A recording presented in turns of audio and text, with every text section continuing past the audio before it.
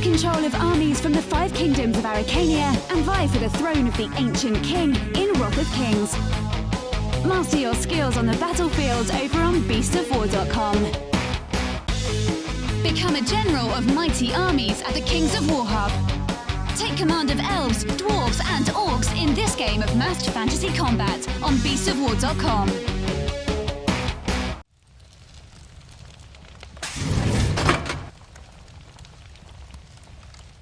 Hello everybody and welcome back. I am joined by Dave from Hawk Wargames, who has came in for a visit with some very big news. Yeah, it is. This is the big one for this year, really. And it's one that many of your players have been waiting on. It is, yeah. This is something there's been rumours and rumblings about this for a while because it's been in the works for some time. This is Dropzone Commander Second Edition. You heard it here first. This is here first. I've come here basically especially for this, really. This is important to me personally because Dropzone is my baby since forever. Yeah, well, this was the one that started it all for you, Dave. You know, this was. Now you've told me before here it's a 5-year-old rule system now, so it's had 5 years of essentially people playing and trying to break your game. Because let's be honest, that's what gamers try to do. We will try and find loopholes. We will try and find the nastiest builds. We will min-max to hell. It's time to relook at the engine and give it a tune-up then, yeah? Yeah, I mean, well, Dropzone, it was my first rule set that I'd written completely by myself. I'd been involved with playtesting and ideas for rules at other companies before, but this was my first one. For those who don't know where this came from originally, I basically left university and then spent 2 years in my garage writing Dropzone and designing all the miniatures for the range. And then I just came to Salute with, it was just me, my girlfriend and my mum and a couple of my mates there helping out, and suddenly kabam. So I remember it. I remember it well because I remember we were set up with the Hobby Lab just down the hall from you guys. You were, and every few minutes I was looking up, seeing this big black ominous stand with these beautifully lit, display cases. Yeah. As soon as my lunch break came, I made a beeline for your stand, and I was heartbroken. We weren't selling, I got to the stand. I was just like, and you were just like, no, sorry, we're not selling yet. Yeah. Well, we very nearly didn't make it to that Salute. We had a booth came up at the last minute, and I wasn't entirely ready. And it was kind of, do we do it now or do we wait another year? And I'd been eating sandwiches at home for 2 years, and it was time to do something. So it was kind of, I was never going to be 100% pleased with it ever. It had, had to go. So that being said, I think Dropzone has had fantastic longevity from a rule set, and that's not me blowing my own trumpet too much, but the rule set hasn't really been broken by people. There's been the odd moment when we've released a unit that's been broken that we fixed, of course. But as a rule set, it's been fairly robust. But anything in its first iteration can be improved. Of course, it can. And then I was a lot less experienced. I knew less about the industry. It was 2012. So a different industry back then. Even 5 years, a lot has changed in 5 years. How people play, all kinds of things are different. There's been so many more units that have come out for Dropzone that necessarily needs a different set of scaffolding to support properly. I've met gamers from all over the world now. We go to a lot of conventions, Hawk, and I try to go to as many of them as possible. Not as many as I used to, but I go mainly to meet and speak to gamers who play the game, and so I've taken in a lot of feedback from a lot of different people over the years, including people, crucially for us, people who don't play Dropzone. So this announcement isn't just for you Dropzone players out there, but also people who don't play Dropzone who might have looked at it but not jumped in for one reason or another. Or even perhaps bought some models in the early days with the new shiny excitement that you get with any new game. And then perhaps they didn't like the first version of the game. Well, this is the chance to have another look. Now, this is not you announcing that you've got betas or anything live. This is you saying, in the future, this is coming. We are now working on this. Yes. So I've been working on this for about 6 months now, nearly. Not full time. There's been I do a lot for Hawk, so there's it's not been me.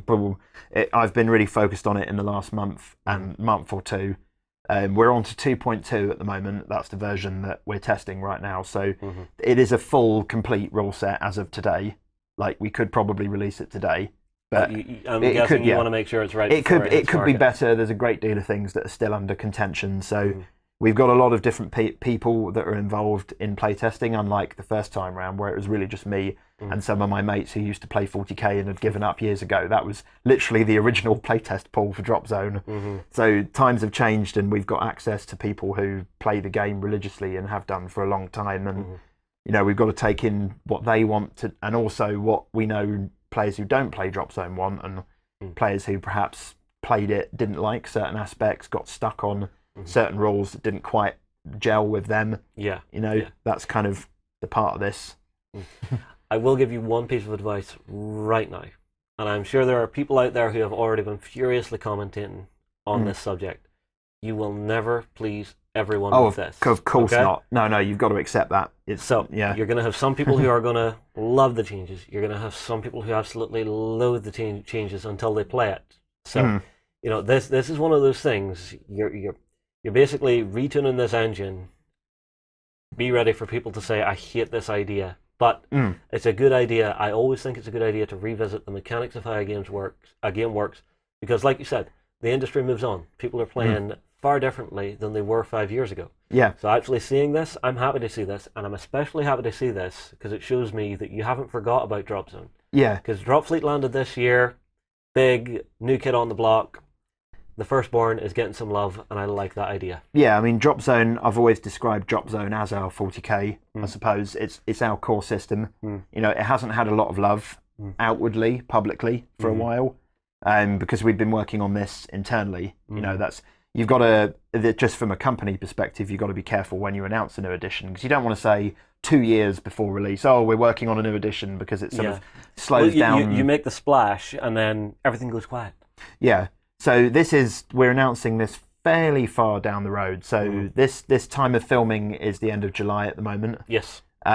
So then this is going to be out. It's a fall/Christmas release is the idea for this. Just so you have an idea of the general timeframes. As with things at Hawk in the past, and hopefully not here, that might move. But that's what we're aiming for right now. That's what everyone's focused on. This is the big project this year, really. So there isn't anything else that is as big as this that we're working on right now. So it's crucial we get it right, obviously. Of course, because like you said, it's your main system.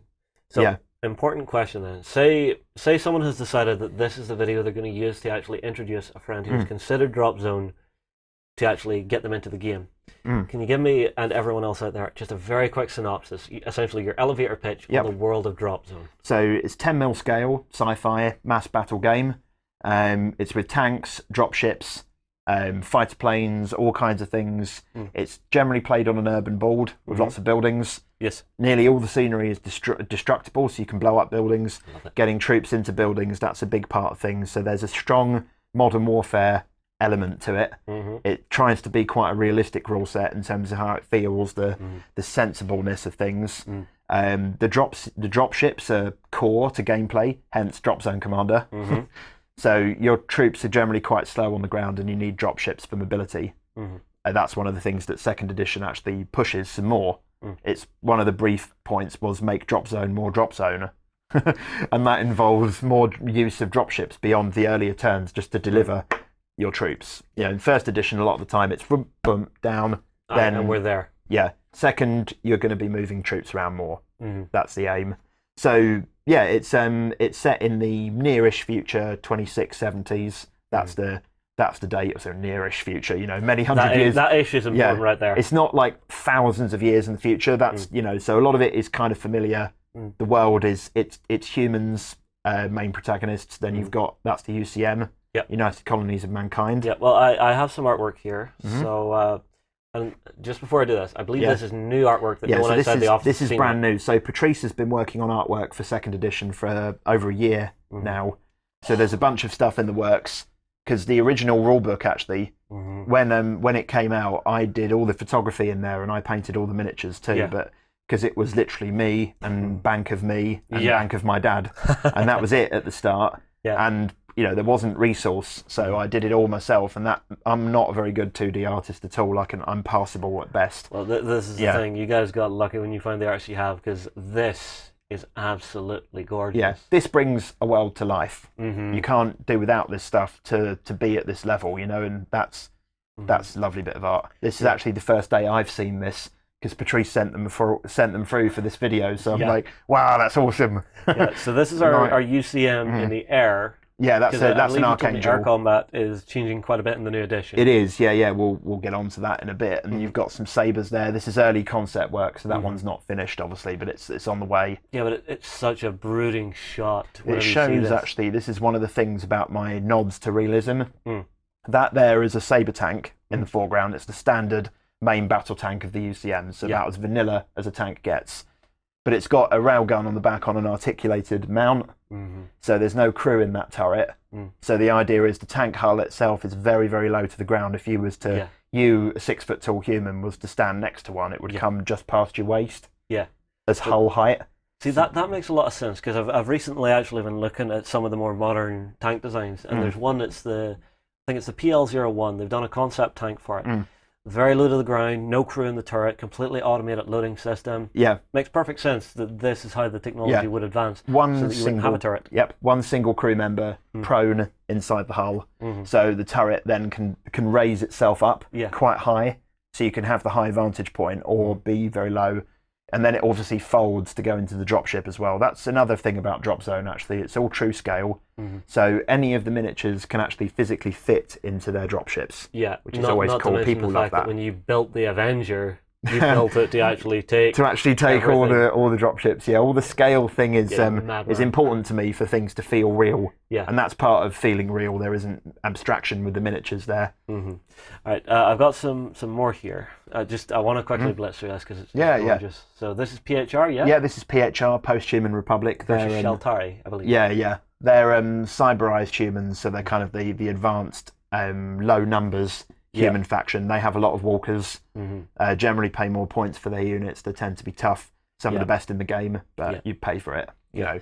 And then Sheltari, the Sheltari are a very, very alien race.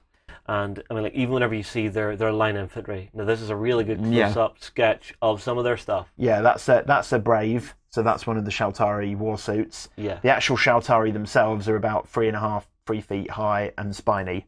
So they're like little kids just sitting in the torso. They're like little kind of sea urchin guys that were kind of they're two-limbed and two-armed and two-eyed. You know, they're still humanoid, but they're very small and spiky with lots of long spines, and they're highly advanced and they're very small compared to their 7 foot tall war suits with big weapons. They have walkers as well, tripod walkers. That's a Jaguar in the background. They're the tricksy, capricious faction, the Sheltari. Yeah, and the one that we haven't seen is essentially, I always call them the big bad of this game. Bad, yeah. Because they are that initial villain that you get to meet within the storyline, which is the Scourge. So who are the Scourge? Yeah, so the Scourge are their neuroparasites as a faction, so they're a little kind of jellyfish-like thing biologically.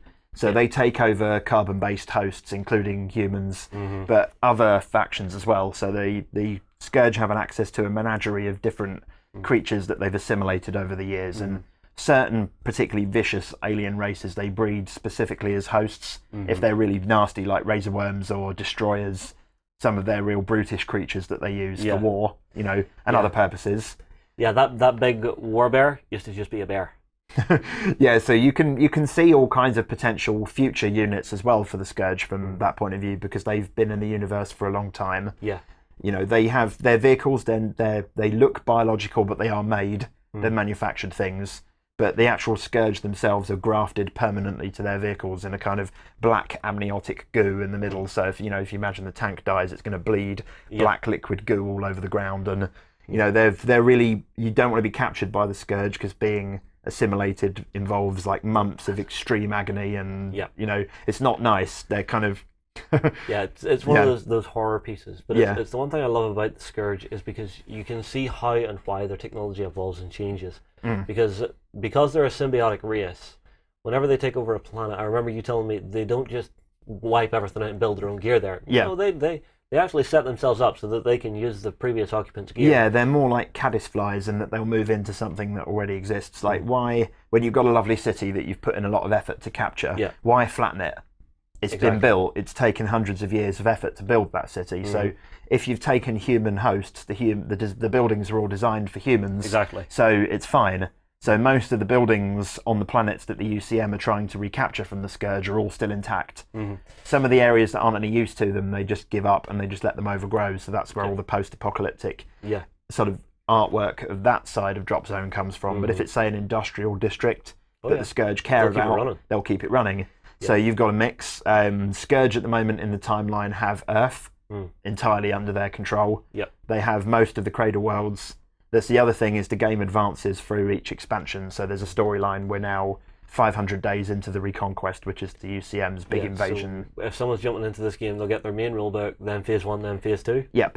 Which is where we're up to. It is. But it's what I'm trying to say about the Scourge is, because they're now taking over human technology and human cities, they're kind of limited in what they can create by what humans could create and what they can combine from their already existing technology, which I find really interesting. Yeah, they're not really advancing the Scourge as a race. They're absorbing. Yeah.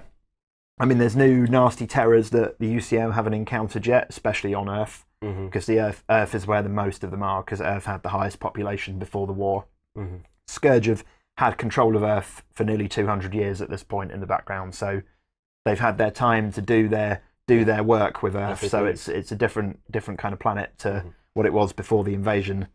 But you know, there's a lot to come. Re the storyline for Dropzone, because I write all of that as well, and it's massively important to me that the storyline is mine and that I have this plan for the future that people at Hawk don't even know, and they hate me for it sometimes. But I would love to have a window into Dave's mind right now, because he's probably thinking, hey, I know what's happening here. You don't. Yeah, I do, but you don't. Sorry. All right, a couple of important questions then. So, with Second Edition, lots are going to be changing. So, you've already mentioned a couple of key things that are going to be changing. But any real things that you think really need to look at, and you maybe want to actually hear from people out there about that you're thinking of changing?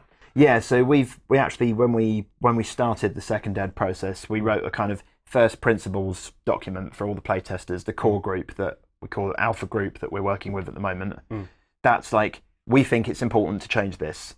These are the things that we're going to look at. Do you agree that this is what we should look at? So, there wasn't obviously 100% consensus, but more or less. So the big ones, fast movers, that's jets, fighters and bombers, basically. They didn't quite work competitively in the first game.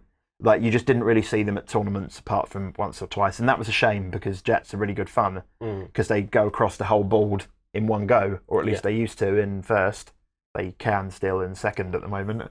I'll caveat any of my comments on rules and that we're not done yet, and things might change, but as they stand today, this is where things are, and these are things I'm relatively confident won't change. So to give you a very brief synopsis of how they work now, you don't pay for fighters and bombers anymore like regular units in your army. You pay for attack runs. So as in, you've called in air support, and that's resource being allocated to your army, but you don't own those aircraft, their fleet. Your army, their fleet. Okay, so I kind of understand what you're saying. So in the original game, you would pay for the fighter craft. Yeah. They were part of your army, they would fly across the board, and if they get shot down, they're gone. They're gone, yeah. Right, by paying for attack runs now, it's basically like your commander's calling in to an airfield maybe 200-300 miles away saying, look, I need an attack run right now. Yeah, I need this resource allocated for my mission next week. Yeah. So the way this works at the moment is the cost of those attack runs goes up quite a bit. So if you want just one or two, it's modestly cheap and definitely worth considering. If you want lots, it's going to cost you quite a bit more points. And you're capped on how many attack runs you can take. So you can't just swamp people with 1 million fighters and bombers. That was always a problem in first, because you could take a lot, and it was a dangerous thing because of the mobility of them. And because they could hit anywhere on the table. It was a question of they were either a little bit too good, in which case you take tons of them and it just circumvents the whole game and breaks it, or they're not quite good enough, in which case you don't take any. And that was always the problem, whereas now you can get attack runs for cheap. They're useful tactical options you have to play at certain times in the game. They let you pick the puzzle of the table. Because here was the thing that I always found a little strange about air runs whenever I was looking at them. Whenever you're actually making the attack run, your aircraft picks a point on the table and another point on the table, and it flies through that area, shooting as it goes. Any anti-aircraft that you fly past gets a pop at you. This makes perfect sense to me. But to actually pick the optimal area always felt a little strange. So is that changing, or is it still going to be quite similar? That's the way that the mechanics of it works is quite similar. There's a few changes. At the moment, you can actually opt to fly fast or slow. Ah, okay. And if you fly slow, you can make a turn. Right. And you actually don't complete your run in one turn, so you stay on the board for a whole turn. Okay. So you basically, for the cost of one attack run, you get to shoot twice. Because you get to finish your run next turn, which is cool. I like it. So that's nice, but downside. But you're there, you can be shot. So this is more like real warfare in that a fighter jet costs a lot more than a tank, militarily.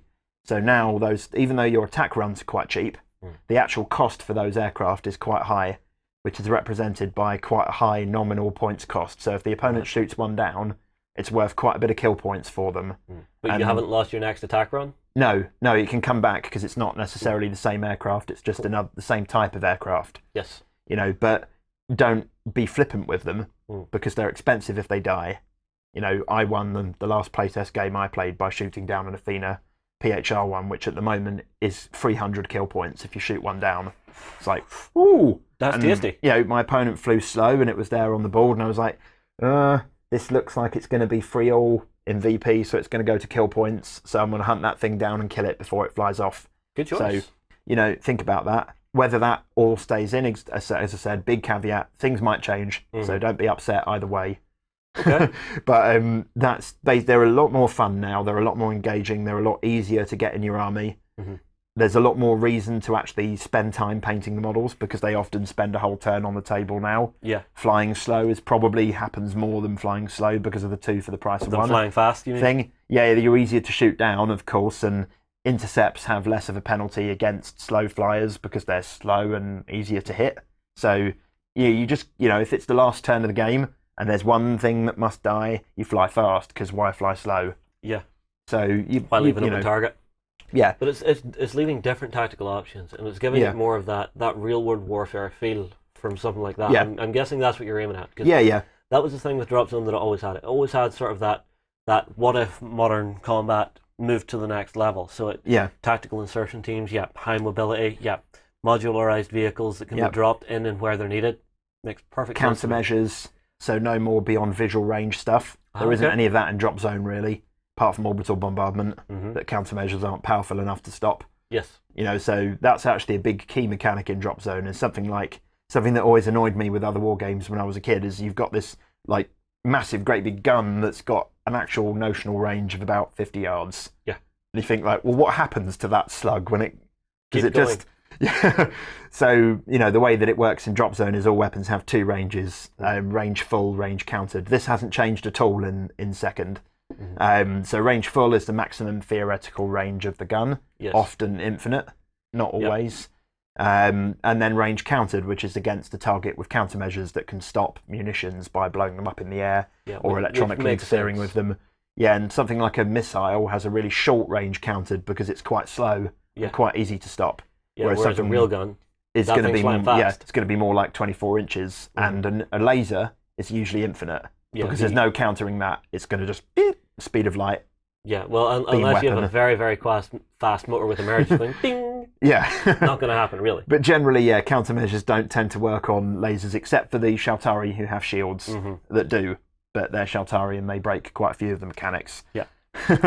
And so that's range. That the actual core stat line stuff hasn't changed much. Transports is a biggie now. So in the old version 1, the transport was attached to the battle group the whole time. So let's say you've got an APC, 2 APCs in one battle group with a Condor dropship carrying them, and then you've got 2 APCs in another. Battle group on the right with 2 bears. That Condor dies. Those 2 bears are going to find it hard to get off the board now because they're slow. Yeah. And you often have to fly objectives off the table to score maximum points. So in the old rules, you were stuffed. You would have to move you'd have to move these bears over to those bears, pick them up and use their dropship to carry those bears off the table. But now the dropships are not attached to battle groups anymore, so you can just activate them with whatever you like and swap them over. Okay, is that just transport, or could I do that with my saber tanks as well? Just transports. Just transport. Just dedicated transports only. So that's not even things like IFVs. That feels a little weird to me. Oh no, it's much better I understand it's much better, but being able to do it for the transports, but not being able to do it for something like tanks, because something like UCM, it's a very modular system. I would nearly do that for everything, but that might be overkill. It's because obviously the damage gets done by the units. The dedicated transports are basically meat crates. Yeah, they don't really have much in the way of guns. So being able to activate those out of turn doesn't make a great deal of difference to damage to the opponent. So it's an alternate activation game as well, actually. I didn't mention that. So your forces split into battle groups, maybe 5 or 6 per game. And then you activate a battle group and you do everything in that battle group. Yes. And then your opponent does one. So you're constantly engaged with the game. There isn't much alpha striking because you can't activate enough stuff to really smash somebody in one activation. And that obviously not being able to change battle groups with everything means you couldn't just say activate the whole lot right at the start and just smash you. Well, you see, what I would be thinking more of is that if a unit loses, say, a transport, say the Condor dies and I have a unit of Sabres here, and then I have another Condor but it's lost its bears, say, there would be no reason why that Condor wouldn't try and pick up the bears. So I would say maybe have it that if a unit's parent dropship or vice versa is destroyed, they can go into an open slot one, which has lost its other stuff. We have that's been up for discussion quite a bit. There's a few. I would vote for that. There's a big reason not to. You have to. There's writing rules melts my brain after weeks, and I've been doing it for ages because you have to think like a lawyer, and you also have to think of all. Let's say situation where you've got squad of 9 sabers, squad of 9 sabers, Albatross. Albatross is a big dropship. It can carry 9 sabers. Like, it's the second to last turn, your opponent somehow has managed to get AA at the back of the board. Right. These sabres over here, they've got the objective. They're the crucial ones. They need to get that off the board. Their Albatross is down to 1 damage point and is nearly dead. There's a perfectly shiny, brand new, undamaged one right next to them. Yeah. But it's with them. Yeah. And both are still alive. You can't swap. But that feels sad.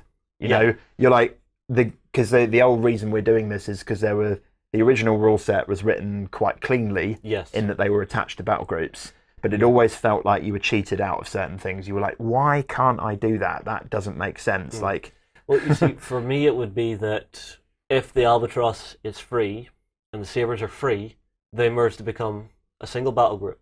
That's exactly how it works. Oh, okay. Yeah. So you have to declare when you activate. You go, I'm going to activate the Sabres because they're in that battle group. Yeah. What transports do I want to activate? I'll activate this one.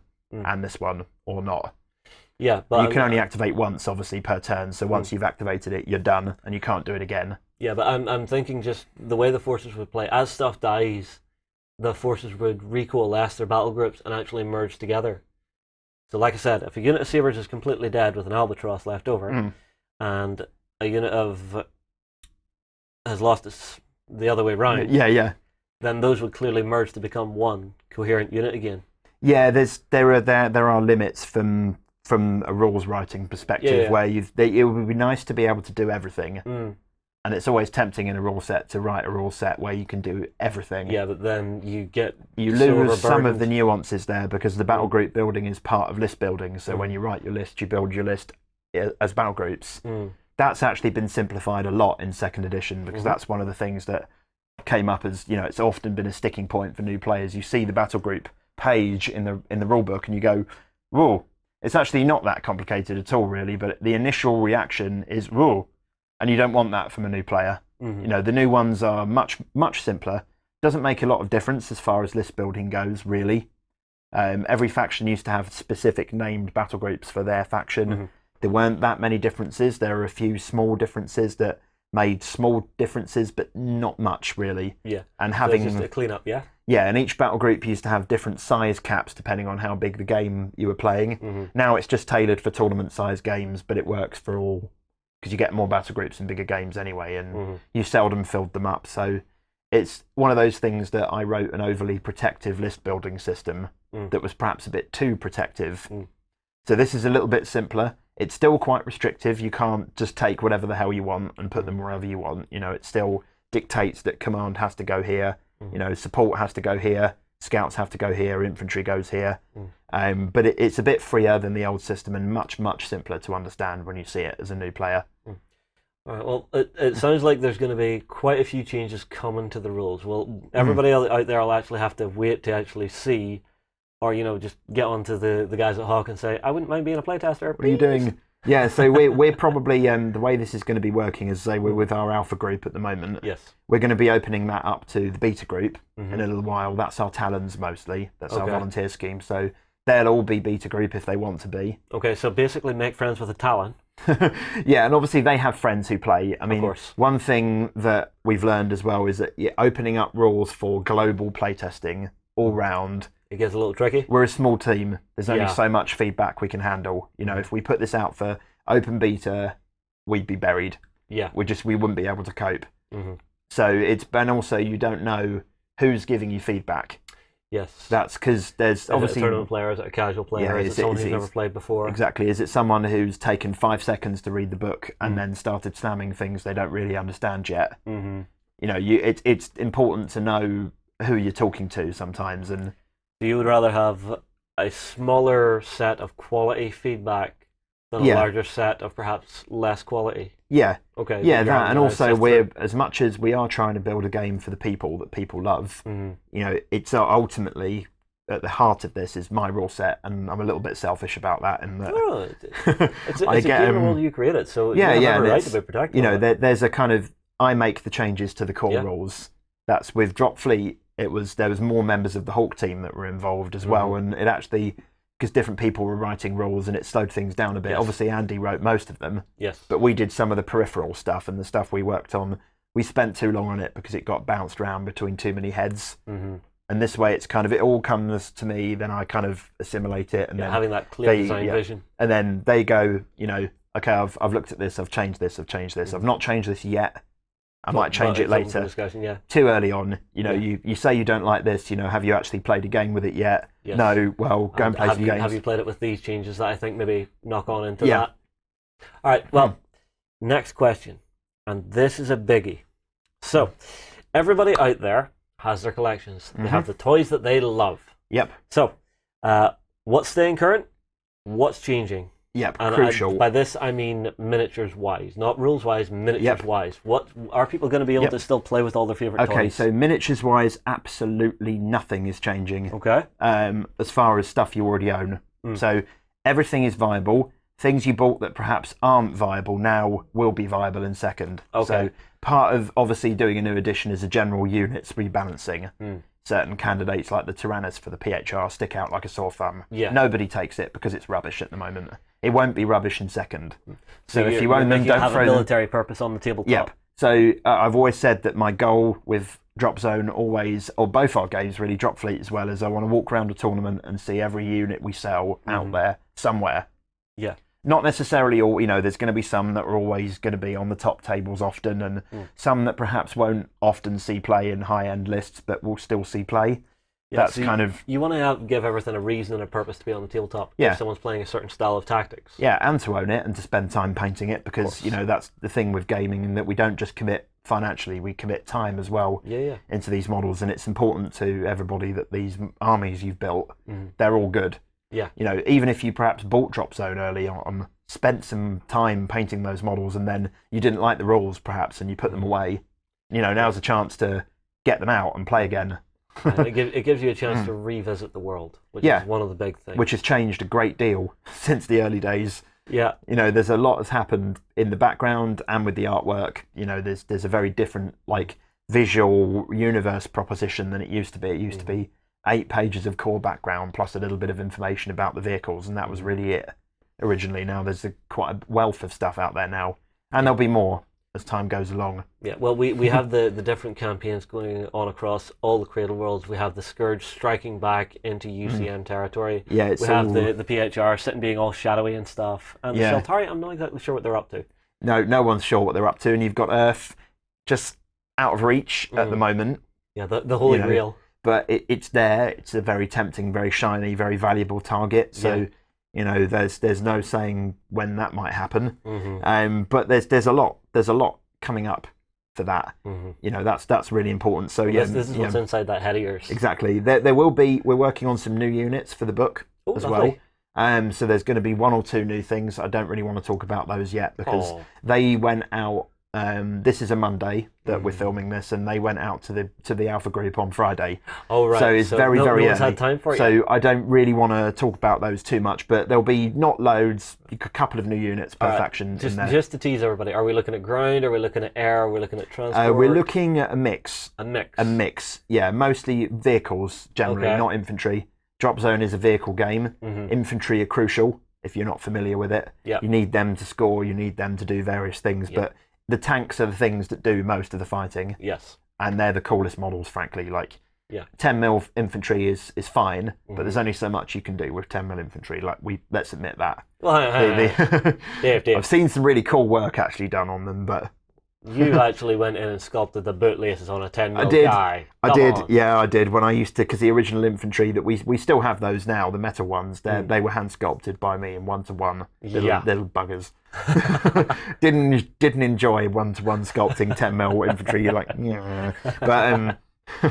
But yeah, so they're still crucial. But yeah, the vehicles are the visuals of the game, and that's not changed at all, obviously. And generally list composition probably isn't going to change much. So if you've got a favoured setup, it's probably viable in second, maybe with a few little tweaks, but nothing huge. As far as the other products go, because as soon as you announce a new edition, retailers panic. Yeah, I assume this is don't panic, Mr. Mannering. Yeah. So this is to all retailers out there. Blisters you've got, they're fine.